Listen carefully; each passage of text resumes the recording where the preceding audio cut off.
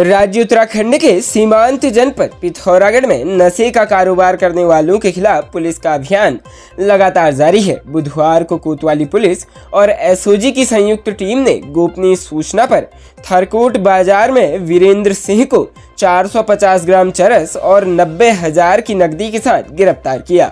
आरोपी के खिलाफ एनडीपीएस एक्ट में मुकदमा कायम कर लिया गया है। पुलिस ने बताया कि आरोपी छोटी छोटी पुड़िया बनाकर युवाओं को चरस बेचता था, जिससे युवा नशे की गिरफ्त में आ रहे थे। वृद्धा, विधवा और दिव्यांग पेंशनरों को अब 4-4 महीने तक पेंशन का इंतजार नहीं करना पड़ेगा। मुख्यमंत्री धामी के निर्देश पर अब उनके खातों में हर महीने की पहली तारीख को पेंशन आ जाएगी। इस फैसले से 7,85,000 से अधिक वृद्धा, विधवा और दिव्यांग पेंशनरों को लाभ मिलेगा। मुख्यमंत्री पुष्कर सिंह धामी ने इसके निर्देश जारी कर दिए हैं। अपर मुख्य सचिव वित्त आनंद बर्धन ने बैठक बुलाकर अधिकारियों को तत्काल इस बाबत कार्रवाई करने के निर्देश दिए हैं। सामाजिक सुरक्षा के तहत प्रत्येक पेंशनर को हर महीने 1,500 रुपये पेंशन मिलती है। समाज कल्याण विभाग के माध्यम से ये पेंशन उनके खातों में भेजी जाती है। शासन से पेंशन की ओर, फिर विभाग से निदेशालय और जिला समाज कल्याण अधिकारियों के माध्यम से डीबीटी के जरिए पेंशनरों के खाते में भेजता है। इस प्रक्रिया में काफ़ी समय लग जाता है, जिससे पेंशनरों को 3 से 4 महीने बाद पेंशन मिलती है। सीएम धामी को लगातार इस तरह की शिकायतें मिल रही थी। हेल्पलाइन 1905 की समीक्षा बैठक के दौरान मुख्यमंत्री धामी ने अधिकारियों को इस संबंध में निर्देश जारी किए। वहीं मुख्यमंत्री ने अनुसूचित जाति, अनुसूचित जनजाति और अन्य पिछड़ा वर्ग के बच्चों को मिलने वाली छात्रवृत्ति को भी मासिक आधार पर जारी करने के निर्देश दिए हैं। उत्तराखंड उच्च न्यायालय में मंगलवार को एक महत्वपूर्ण बैठक हुई। बैठक से मीडिया को दूर रखा गया। घंटों इंतजार करने और बैठक के बाद भी बैठक के बारे में मीडिया को एक लाइन की जानकारी भी नहीं दी गई। अलबत्ता चर्चा रही कि बैठक में उच्च न्यायालय को हल्द्वानी के गौलापार स्थानांतरित करने को लेकर चर्चा हुई है। उल्लेखनीय है कि गत दिनों केंद्र सरकार की ओर से उत्तराखंड उच्च न्यायालय को हल्द्वानी स्थानांतरित करने के प्रस्ताव को स्वीकृति देने की खबर चर्चा में रही थी। अलबत्ता यह भी बताया गया कि केंद्र सरकार ने हल्द्वानी में उच्च न्यायालय को स्थानांतरित करने में कोई भी धनराशि देने पर कोई बात नहीं कही। केवल इतना कहा कि केंद्र सरकार उत्तराखंड सरकार के उत्तराखंड उच्च न्यायालय को नैनीताल से स्थानांतरित करने के प्रस्ताव पर सहमत है। यदि राज्य सरकार नए स्थान पर न्यायालयों से ढांचागत सुविधाएं स्थापित कर लेती है, तो केंद्र सरकार इसके लिए महामहिम राष्ट्रपति से उच्च न्यायालय के स्थानांतरण की अधिसूचना जारी करवा देगी। केंद्र सरकार की सहमति पर उच्च न्यायालय परिसर में अधिवक्ताओं के एक वर्ग में मिष्ठान वितरण भी किया गया, लेकिन अधिवक्ताओं का दूसरा पक्ष इससे अप्रभावित सा रहा, क्योंकि केंद्र सरकार ने नए उच्च न्यायालय परिसर में खर्च होने वाली बड़ी धनराशि पर कुछ भी नहीं कहा था। प्रदेश के रुद्रपुर शहर से एक अत्यधिक हैरान करने वाला मामला सामने आया है। आरोप है कि यहाँ 2 नाबालिग लड़कियों ने अपनी नाबालिग सहेली को 5,000 रुपये में एक होटल में भेज दिया, जहां नाबालिग के साथ दुष्कर्म किया गया। इस खौफनाक मामले को जानकर पुलिस भी हैरत दंग रह गई। उल्लेखनीय है कि गत 10 फरवरी को एक नाबालिग लड़की गायब हो गई थी। मामले की जांच महिला उप निरीक्षक नेहा राणा कर रही थी। मामले की जांच में सामने आया कि गायब नाबालिग किशोरी बिंदुखेड़ा निवासी धर्मेंद्र के साथ है, लेकिन जब आरोपी धर्मेंद्र को पुलिस द्वारा मामले की जांच किए जाने की बात पता चली, तो वह पुलिस की डर से किशोरी को रुद्रपुर में छोड़कर फरार हो गया। कोतवाली के एसएसआई कमाल खान ने बताया कि इसके बाद लड़की अपनी ट्रांजिट कैंप और रुद्रपुर निवासी सहेलियों के पास चली गई। इन दोनों सहेलियों ने उसे लालपुर स्थित एक होटल में छोड़ दिया।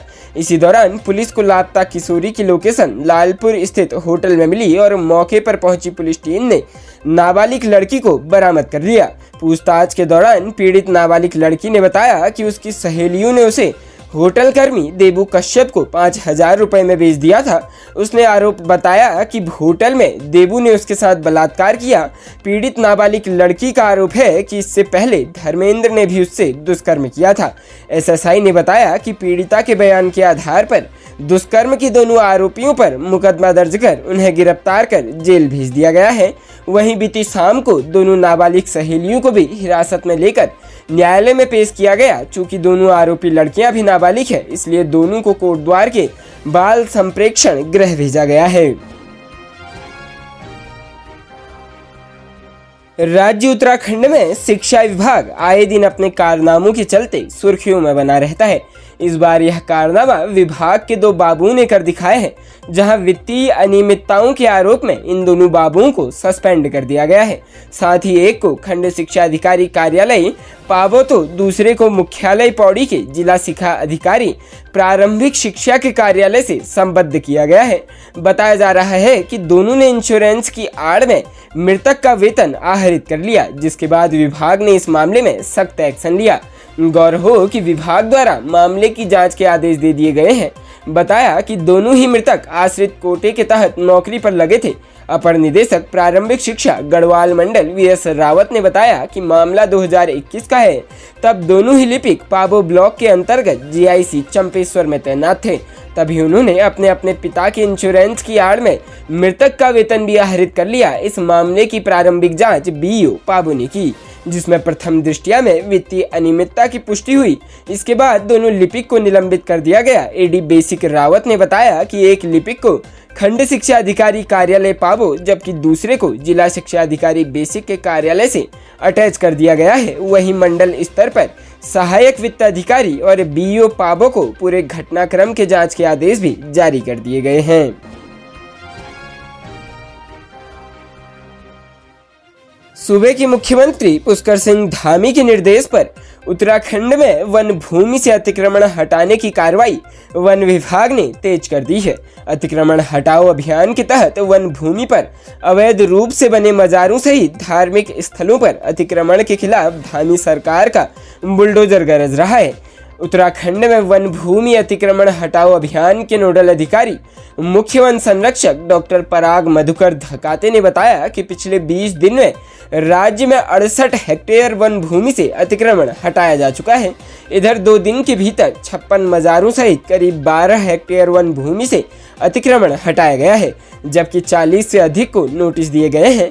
इनमें 2 गुरुद्वारे भी शामिल है, जबकि कुल मिलाकर इस अभियान के तहत अब तक 150 से ज्यादा धार्मिक अतिक्रमण नए चिन्हित कर हटाने का नोटिस दिया गया है। यह भी बताया कि 19 अप्रैल को नोडल अधिकारी के रूप में उनकी नियुक्ति से अब तक 29 मंदिर व 256 मजारें तोड़ दी गई है। इनके अलावा अवैध झोपड़ियां भी हटाई गई है।